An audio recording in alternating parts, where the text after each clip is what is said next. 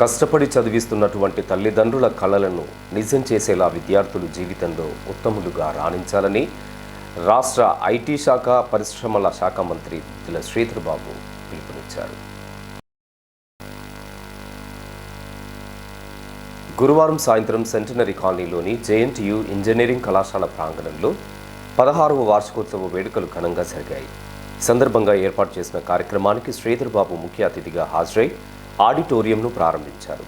అనంతరం ఆయన మాట్లాడుతూ గ్రామీణ ప్రాంత విద్యార్థుల సౌకర్యార్థం 16 సంవత్సరాల క్రితం స్వర్గీయ ముఖ్యమంత్రి వైఎస్ రాజశేఖర రెడ్డి సహకారంతో జేఎన్టీయూ కళాశాలను స్థాపించడం జరిగిందని తెలిపారు. తన తండ్రి శ్రీపాదరావు ఆశయ సాధనలో భాగంగా గ్రామీణ ప్రాంత విద్యార్థులు ఉన్నతంగా రాణించేలా ఆకాంక్షతో సింగరేణి సహకారంతో కాలేజీని ఏర్పాటు చేసినట్లు చెప్పారు. క్రమశిక్షణ, నైతిక విలువలతో ముందుకు సాగుతూ జీవితంలో ఉన్నత స్థాయికి చేరుకోవాలని, తల్లిదండ్రుల నమ్మకాన్ని నిలబెట్టాలని సూచించారు. అందరికీ నమస్కారం. సరిగ్గా 16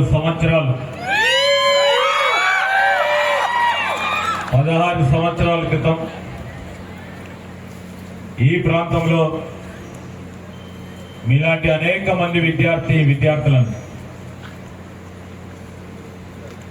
ఇంజనీరింగ్ కోర్సులో చదివించాలనే ఒక ప్రధానమైన ఉద్దేశంతో ఆనాడున్న గౌరవ ముఖ్యమంత్రి గారు రాజశేఖర్ రెడ్డి గారు మేము అడగగానే ఈ ప్రాంతంలో జేఎన్టీయూ కళాశాల శాంక్షన్ చేసిన సందర్భంలో వారిని ఈరోజు నేను తప్పకుండా స్మరించుకోవాల్సిన అవసరం వస్తుంది.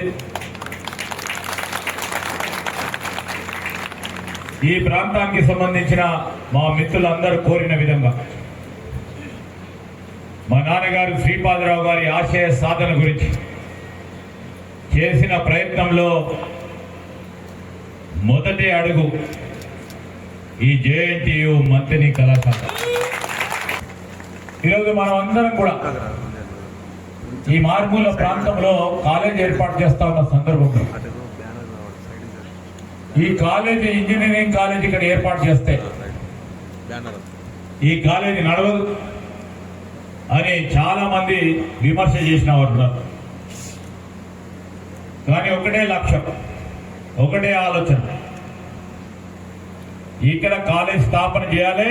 ఈ పిల్లలు బాగా చదువుకొని రేపు ఐఐటీలను, ట్రిపుల్ ఐటీలను, బిట్స్ పిలానిలో లేకుంటే ఇతర పెద్ద కాలేజీ సరి సమానంగా ఇక్కడ విద్యా బోధన అందించి మీరందరూ కూడా వారికి సమానంగా ఎదగడానికి ఈ ప్రాంతం నుంచే ఒక గొప్ప కళాశాలను ఏర్పాటు చేయాలనే ఒక కృత నిశ్చయంతో ముందుకు నడిచినాం. ఆ క్రమంలోనే చాలా మంది, వేలాది మంది విద్యార్థులు ఇంజనీరింగ్ చదువుకున్నారు.